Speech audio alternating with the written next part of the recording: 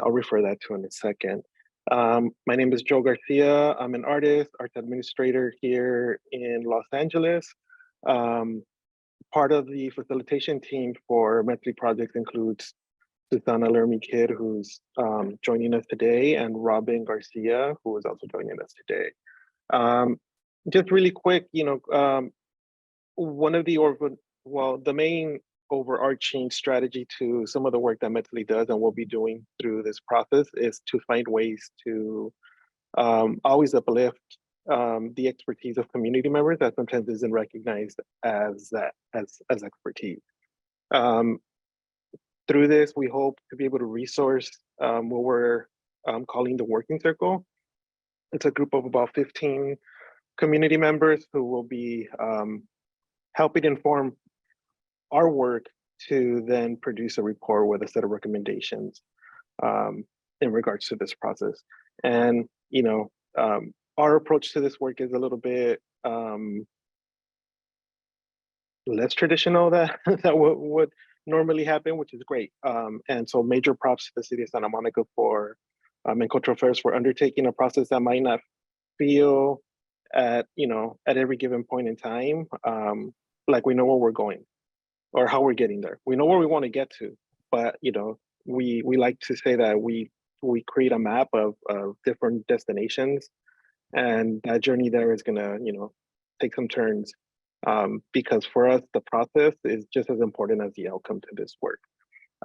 In the chat, I'm going to drop in our agenda for today. Some of this we already covered. We reviewed the process going forward. The intention for today's session is, for me, important. One of the things that I've seen across multiple efforts in many cities, not just here in Los Angeles, is that there's a lot of assumptions always made before we even begin to gather people to dialogue and make decisions. And so for me, it's really important that when it comes to this specific process and this and what the different conversations around the mural, that we have an opportunity as folks who are non-native to this place, this is not our ancestral homeland, to learn a couple things, or to begin to learn a couple things, because we won't cover everything today. One of the most valuable tools that I know that has helped me in my work is to learn to use the language of those most impacted by any decisions. So in the case of survivors of violence, right? I identify as a survivor of violence. There's terminology that we prefer to use that helps empower and uplift our perspectives and our viewpoint. So that is super important. That's a little bit about what we're going to do today. Both Mona, who is a tribal member from the San Gabriel Band of Mission Indians, will be joining us today and sharing some perspectives. And Isaac Michael, who's a young artist, also of Tongva and Chumash descent, will be sharing his perspective as well. We want this to be more of an introduction from, between the city and Mona and Isaac, so that you all know that, First Peoples are available at any given point in time. Sometimes it feels like there's like this big complicated process to reach out to folks and bring them into conversations at the start of things. Usually my experience is that a lot of times we're called into the final step. And the conversation ends up being one of consultation and not consent. And that piece of consent is super, super important. So again, we don't want to make any assumptions and just start from the beginning.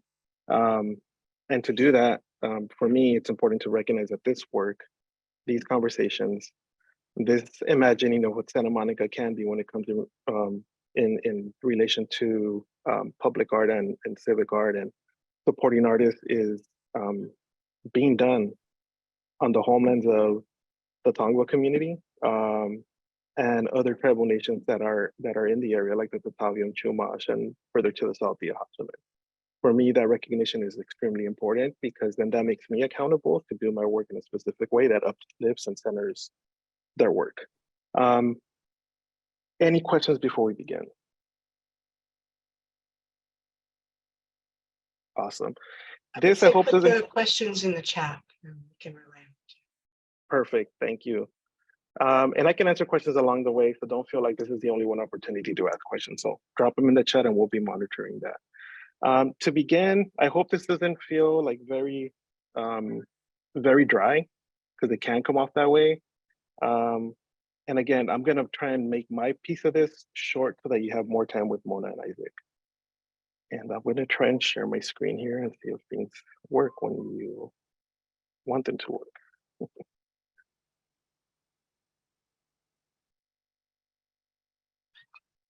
So in that website that Allison dropped in earlier, I should just go to that. We are gonna do our best as a team to compile as many resources for you all to learn, to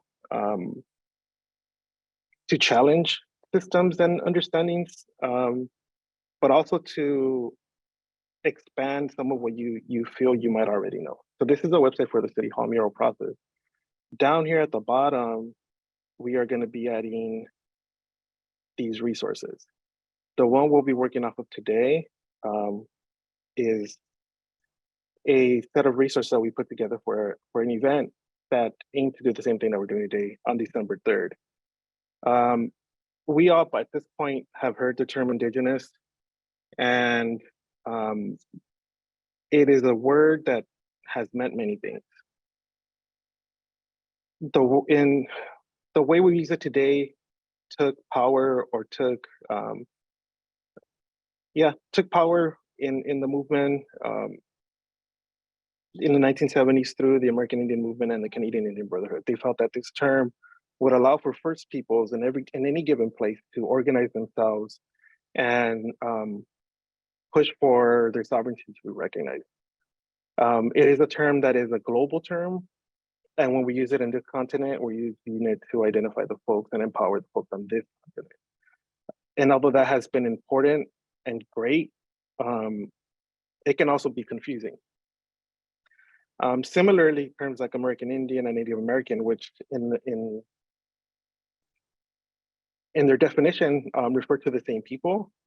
Native American is the preferred term that folks are using to identify themselves. Although, because of many issues at the moment with folks falsely claiming a Native American heritage, the federal definition of American Indian is something that is experiencing another resurgence, that folks are preferring to use the term American Indian because of the federal protections around that type of identifier. But Native American as a whole seems to be the term that folks like to use to describe tribal nations and tribal members within the boundaries of what we currently know as the US. In Canada, that term is used as First Nations, and it embodies different perspectives to what that tribal identity is. So First Nations, Inuit, and Métis are three completely distinct groups within the Canadian boundaries. And so as you can see, the sophistication around how these words are used and when they're used really, really make things complicated for folks who don't embody this on a daily basis. To kind of soften that complexity a little bit, the term Native also became very popular to just use the term Native. One, to push back against some of the federal constrictions between identifying as such, because we know that specifically here in California, there's a significant amount of unfederally recognized tribes, but also a number of folks who've been disenrolled from their tribes because of many, many, many things. So the term Native is what I think you might hear the majority of folks use to identify themselves. But again, these terms, as powerful as they might be and as great as they might, as useful as they are, sometimes when we're talking about very specific things, they can also create a lot of confusion. In the last 5 or so years, one of the terms that has become very useful in being expensive, but also very specific as to who we're talking about. And the way I like to kind of frame this is like for for the work that I do as an artist, for the work that we're doing within the mural, it is important to know who's always the most impacted by anything. And I think in this case, the term First Peoples allows us to be very specific about who and what. Um, and so that is a term that California Indians, and specifically here in LA County, um, the Tongva, Chumash, the Tavia, Mahashiman, have asked folks to use this term when dealing with issues that impact First Peoples, but also Native Americans. We know that LA County is one of the largest, has one of the largest concentration of American Indians, but also indigenous people from different parts of the continent and Mexico, right, bordering here south to us. So the term First Peoples is a term that can empower the work that we're doing to be very specific as to who at the end of the day is the most impacted by the decisions we'll be making specifically around this process. Now here's some other terms. This is very useful. Like the way we've broken down Indigenous Los Angeles is kind of in concentric circles, right? At the core, at the middle is First Peoples. Then you also have mission impacted communities that lie along the coast of both California and Baja California. These communities are interlocked with each other for thousands of years. And although the border separates them, it's important to understand that the missions have impacted these tribal communities along the coast in very specific ways, very different from the rest of the US and the rest of Mexico. So that framing is also really important for the work that we're doing through the mural to understand what the impact of the mission has been in the history of California. Then the next like ring out you can say is like, you know, relocated and displaced U.S. Indian peoples that are here now in the county, right? Look, Muskogee, Navajo, and Lakota tribal nations have huge populations here in LA. So it's important to kind of understand that as well and how these things kind of play out. And then you also have very large communities when it comes to diasporic indigenous people, such as Chicanos, folks from Puerto Rico or Taino, folks who might identify as Chinese, but are actually Hmong from their tribal communities out there. And also folks from down in Oaxaca, primarily the Zapotec communities have pretty large contingents here in the US. As part of this resource, and we'll keep expanding this, Mona offered us two important sources of info.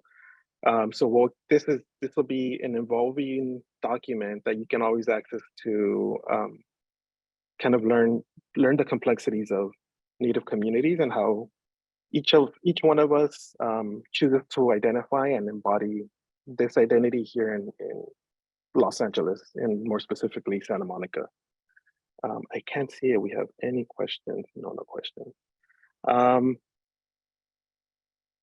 So these are some really great resources. I would say for anybody who might not have too much of a understanding of California Indian history, this short video from Humboldt State University is amazing.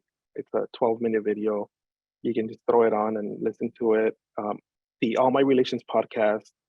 If you have not gone to the Santa Monica College exhibition that features Machiko Wilbur's 562 project, please go check it out. But they also have a podcast in alignment with some of their work. These are really good 1-hour episodes that you can just throw on while you're working and listen to them, and you'll learn a ton.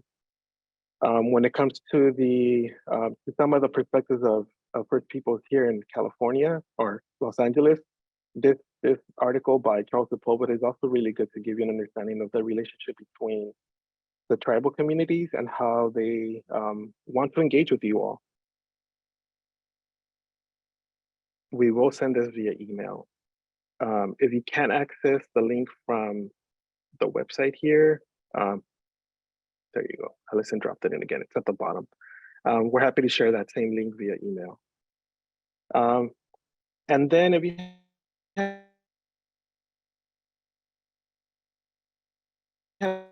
some of the folks who might say to you, Dorme, who was born in Santa Monica, it's a really cute episode that really embodies what a land acknowledgement can be through the eyes of artists. that's the way I see this episode. It's a really powerful 20-minute episode that, in a sense, is a line acknowledgement to the tribe. If you like reports like I do, that get really into like the statistics of things, these reports by Illuminative are really, really strong in talking about how, for example, the Columbus statue and its representation can impact young folks. One of the things that I want to share and is that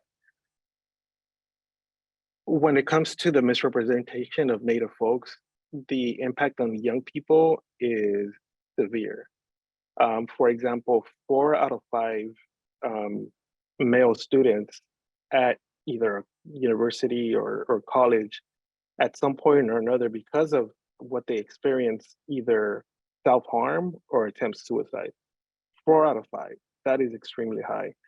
And so for me, that is important that this work and the work that everyone is undertaking to uplift, authentic histories of peoples. At the end of the day, like that ripple effect of when it goes wrong, that's a result. That 4 out of 5 young men are, having such a hard time in school that they self-harm. We know that also the Lakota Nation in Pine Ridge, that community of young folks, they have the highest suicide rates of any community in the U.S. So this is really important work. It is really important to, I'm gonna stop sharing this page. It's really important to get these things right. And in order to do so, for me, it's like you have to hear from people directly. And in this case, Mona and Isaac are super generous to like share their perspectives with us. And I'm gonna turn it over to Mona and then to Isaac. And then after they both share, we will be able to have a short Q&A. Great. Thank you, everyone. First of all, I want to say thank you so much for having me. Miha Netwatnane Mona Morales Recalde. I know this is your lunchtime, you guys, and so I really thank you for taking the time to do the lunch and learn, and hopefully you will find this as a great use of your time. I am a tribal enrolled member of the San Gabriel Band of Mission Indians, and I'm also a commissioner for the LA County Native American Indian Commission. I just want to make sure that I'm very clear. I'm presenting myself solely as a tribal member today, and make sure that that's clear. So from my tribal perspective, that is the information that I'm going to be sharing. So I want to spend some time today talking about I want to go through our history, and then I want to address some specific questions that were asked that I can help hopefully bring some perspective to, or help share what my perspective is, and then hopefully that will generate some good conversation when we get to the Q&A. So first, let me start by saying Tongva. Tongva, for those of you that don't know, it means people of the earth. And our tribe has a long history with Santa Monica. Obviously, most of you probably work across the street from Tonga Park. And so our history with Santa Monica is that we are the first people of Santa Monica. And specifically, Kadavungna, which is an area right by the high school, that's our only protected space that we have in all of Los Angeles. And so that area is very important to us. And for those of you that don't know, we do cleanups on the first Saturday of every month from 10 to 3, and it's a great space and area to come join in with the community. Just a little plug for some volunteering if you don't have enough to do. So, as working with this group and part of the Reframe project, what I want to do is I don't want to make any assumptions that anybody knows too much or not enough about our tribe. And so I just want to create a little bit of space to go through a really quick history. And it's hard to go through, 500 years plus years of history in 3 minutes. But I feel like it's a good use of time from the perspective to make sure that it helps to understand some of the responses that I might be giving to some of the questions that I was asked. So our tribe does cover LA, basically, if you generally speaking, LA, Orange County, and the 4 Southern Channel Islands. And that area is also called Tovangar. We hold a relationship with the San Gabriel Mission, and we're actively involved in events, community events in our ancestral land. I do want to call out really clearly that there are a few tribes that have broken away from the San Gabriel Band of Mission Indians, and their tactics and approaches are not what ours are. We tend to approach things, with the priority of cultural preservation and education in a good way and in a civil manner. And so I want to make sure that that's really clear, is that my intention is to share information and definitely do it in a way that is focused, in a good way.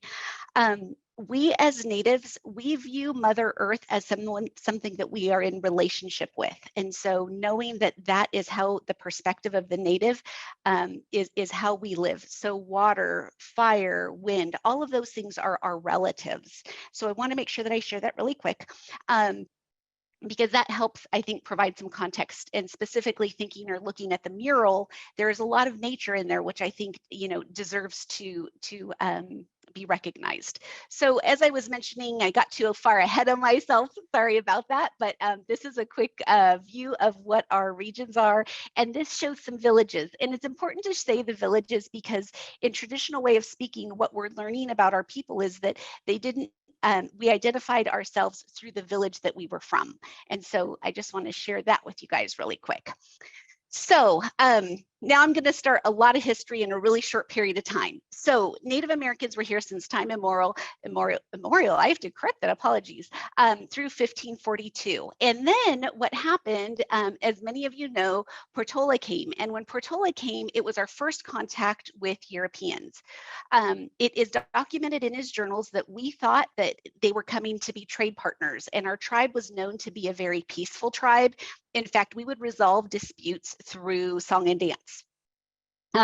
So Portola came, and that was our first contact. And unfortunately, this was not friendly to the Native Americans. And a lot of disease was spread, as well as this is when the genocide would really begin.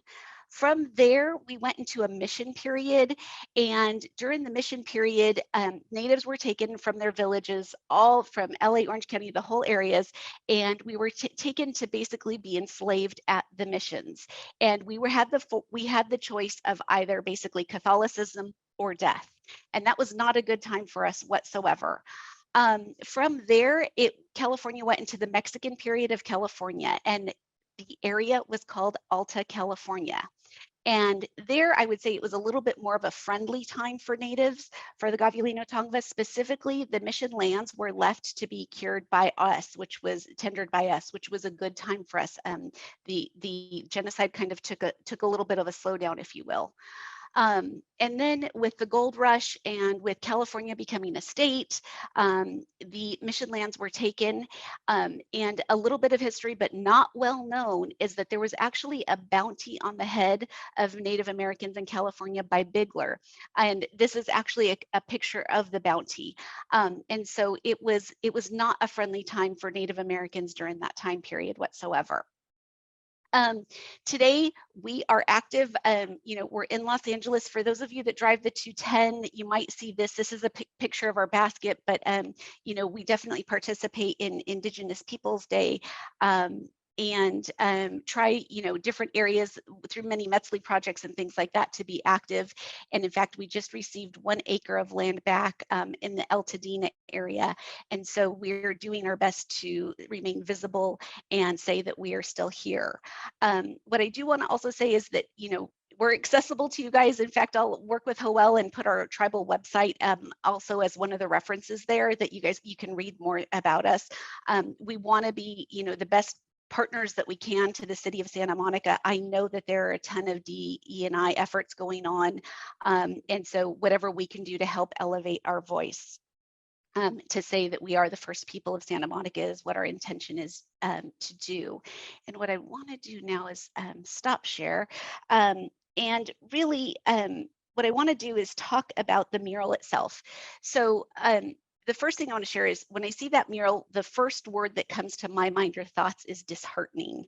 I feel like it's disheartening because it is a representation of what the artist felt at that time, which may be accurate.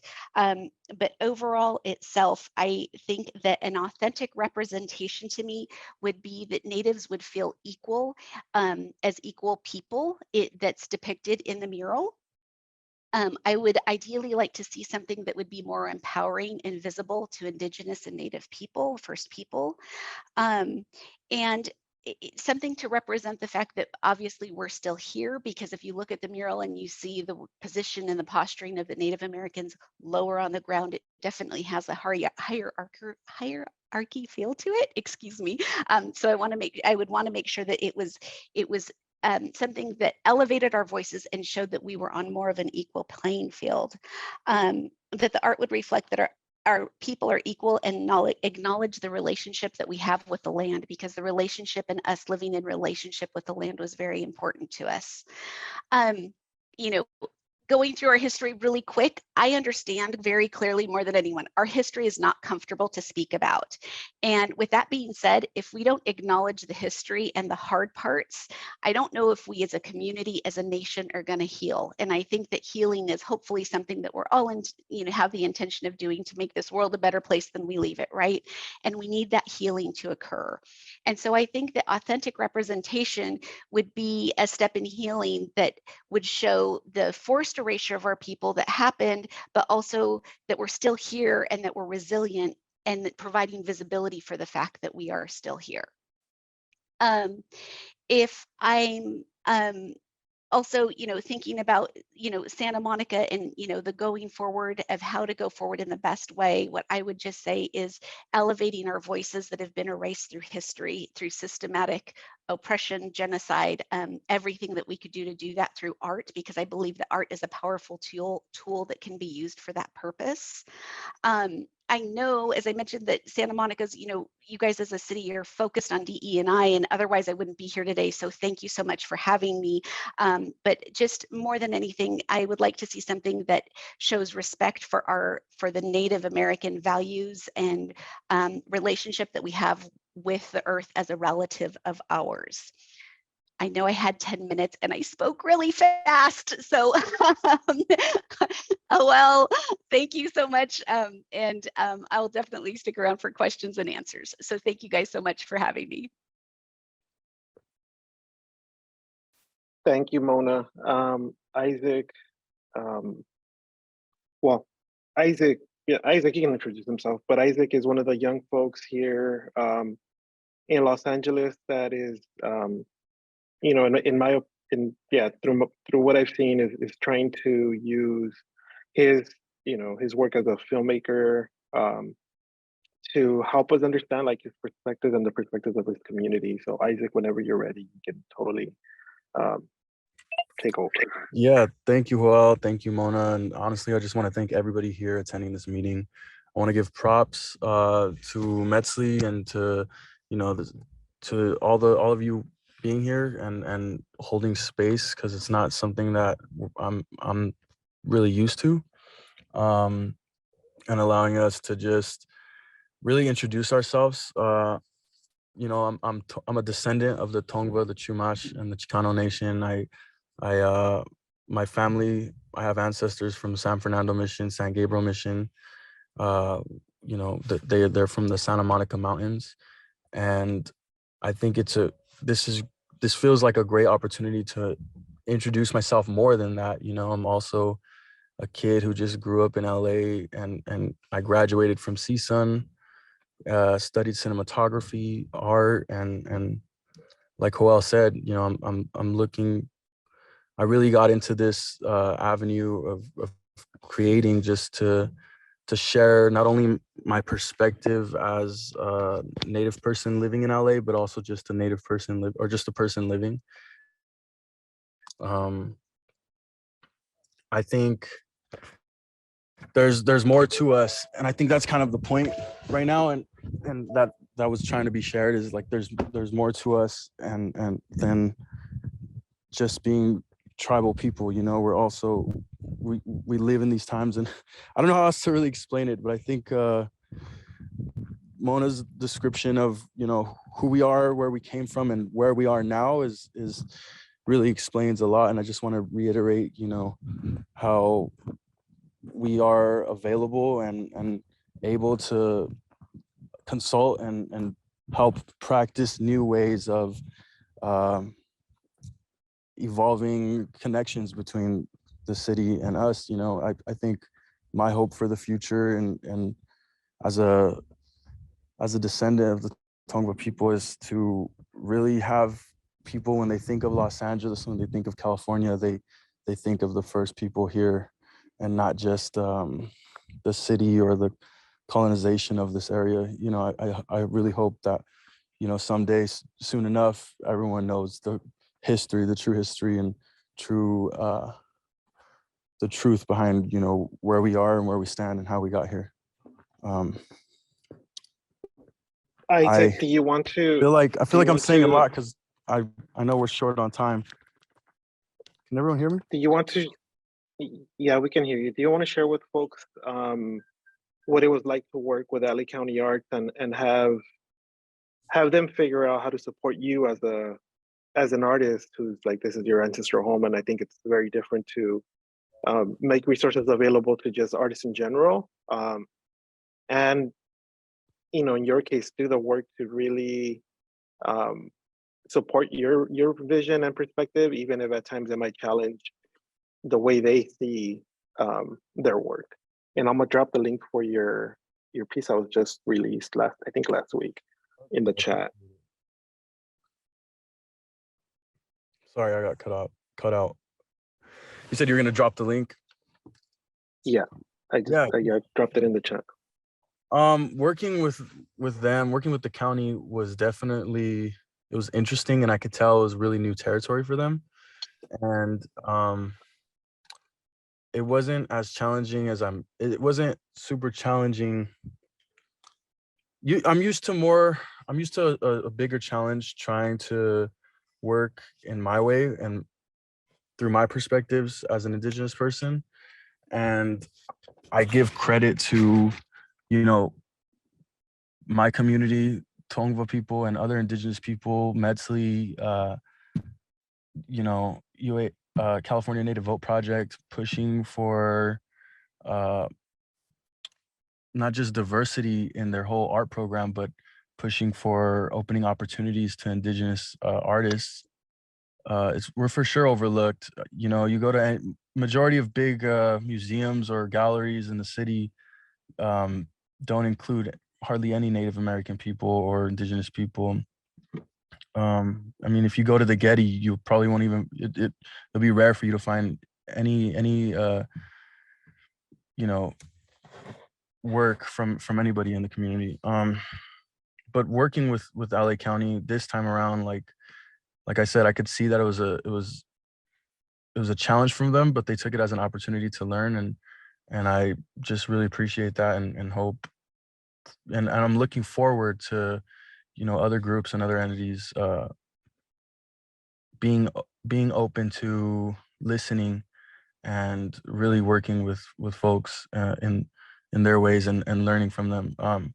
So my project was a walking tour throughout downtown, and I was supposed to, I was asked, or I was commissioned to do a project where I talked about, you know, my memories and the present day of the city, and I told them I couldn't do this project and talk just about what the city and make it a happy go lucky thing. I had to talk about, you know, my elders' memories and the true history of everything that goes on, and honoring, you know, I feel like through my art, the way that I work, I honor not just the present or the past or only the future. I try to honor all three, because that's kind of the way we look towards things whenever we work on any project. So would you say that one of the things that they got right was honoring the knowledge that you shared with them, regardless of like saying like, oh, this wasn't, you know, this specific fact you can find in this book, right? But like honoring the teachings of some of your elders and some of the knowledge bearers from your community. Yeah, for sure. And again, like I said, honoring the way that just goes with the process, honoring the process that took and work with, and honoring, giving me space to really just add and incorporate different ways of creating this project in general. And then in regards to like Santa Monica specifically, like what, like how would you imagine, or how would you like the city to like reflect back your identity, your ancestry within, you know, Santa Monica, like itself, right? Like the building, the streets, the parks, the open space.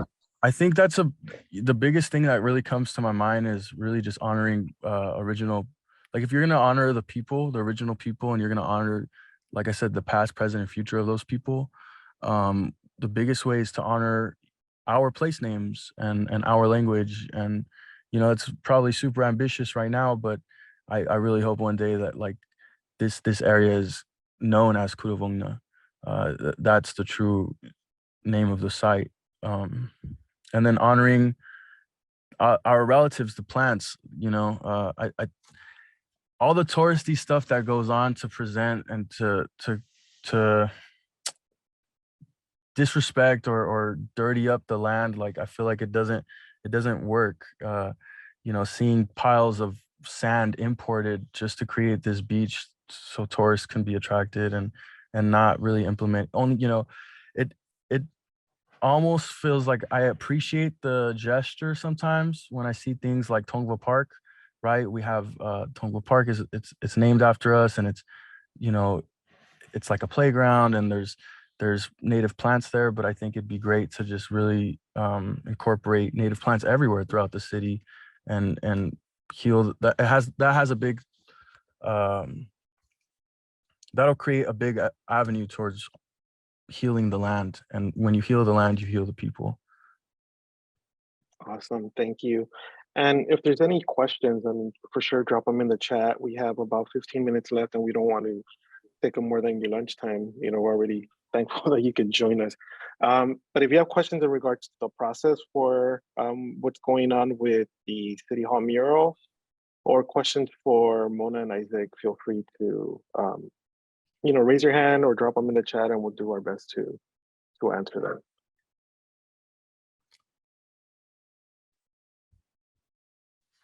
Can I say anything about the mural? Sure. I think I'm really excited again, like I said, about this conversation and the conversation and where we're moving towards, what's the word, fixing the situation, or trying to solve problems. But I think when you look at the mural, a lot of people say it's a historical mural and it has history represented within the imagery. But I think, like, you know, not only from elders and their stories, I think it's always important to double check and fact check, you know, people who didn't have access to computers and stuff. Because when you look at the journals and real journal entries and real history books of the Portola expedition, I just want to, you know, reiterate and remind everyone that that imagery is completely incorrect. It was just done in a lazy way, and I think it was propaganda during a time when American society was at its low point.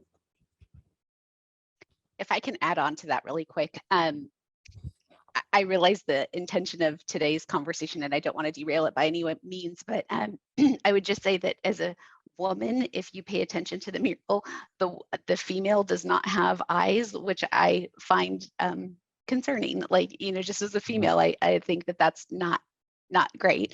And especially if you look at the artist's care that somebody else, like the gentleman right above her has colored eyes, and the only person in the mural that has colored eyes. And then in addition to that, if you look at the number of people or groups that are excluded from the mural at that time, which we know it was not just, you know, the groups that are represented in the mural at that time, similar to what Isaac is saying, it's a good question to ask of who's being excluded from that piece of art as well.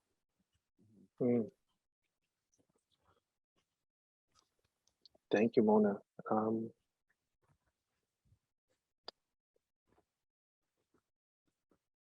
I should drop my email and just want to say, I'm open to further discussion and excited to be, any help as this project continues. And I think one of the biggest things I'm looking forward to with anything in any city, so especially in Santa Monica and projects like this, is like not only asking us our opinion, but keeping us involved as the process continues. I feel like that's kind of like reiterating what Joel was saying in the beginning of the conversation, where, it's one thing to ask us at the end of the conversation, and then it's another and we appreciate asking for consent at the beginning of the conversation. But I think if we're going to be involved in any way, then we should be involved throughout the whole process. Does that make sense? Yeah. Yep. Yeah, and I know this is a lot of information for a lot of folks to take in 1 hour, especially when you're trying to nourish yourself as well. So, don't feel obligated to ask a question or to feel like you need to ask one. I think the important piece from this is that there's, both Mona and Isaac are, at your reach, and so are other tribal members. So for us, as we do the work, and as a reminder for myself, is to take those considerations in mind, that it's one thing to ask the opinions of Indigenous people of like what this means or what this can look like, but it's a whole other thing to have them participate in the entire process, and that at the end result, like, they're consenting to their participation, to their knowledge that they're offering up, to their, in many ways also to like signing off on a certain thing by sheer association of being engaged. That happens a lot where, well, we talk to so-and-so and that person might have never consented, but the implication or the understanding of the folks is like, oh, well, they were involved. And being involved doesn't always translate to having agency and self-determination. So I think for a lot of us doing the work, to be able to build that into the work that we're doing, like these diversity, equity, and inclusion efforts are great. But for me specifically, in the work that I've done nationally around these issues, it's like if we don't begin from a place of like no assumptions, right? Like let's build, that phrase that a lot of folks like to use, like let's build the table together to be able to do this work. I think that's where for us, like we need to figure out how to build in either the spaces, the time, the resources to genuinely be able to do that work. And it takes a while, like we were gonna fail through a lot of these things because we haven't done it before. And so the other aspect of it is having the grace for one another to make those mistakes and pick each other up when we do like fail at something. The only reason I know to do what I do and the way I do it is because we've screwed up a lot. But elders and other folks, have seen the work and say like, okay, cool, let's try it again. That is important to a lot of the work that we all do. I'm sure everybody here is familiar with the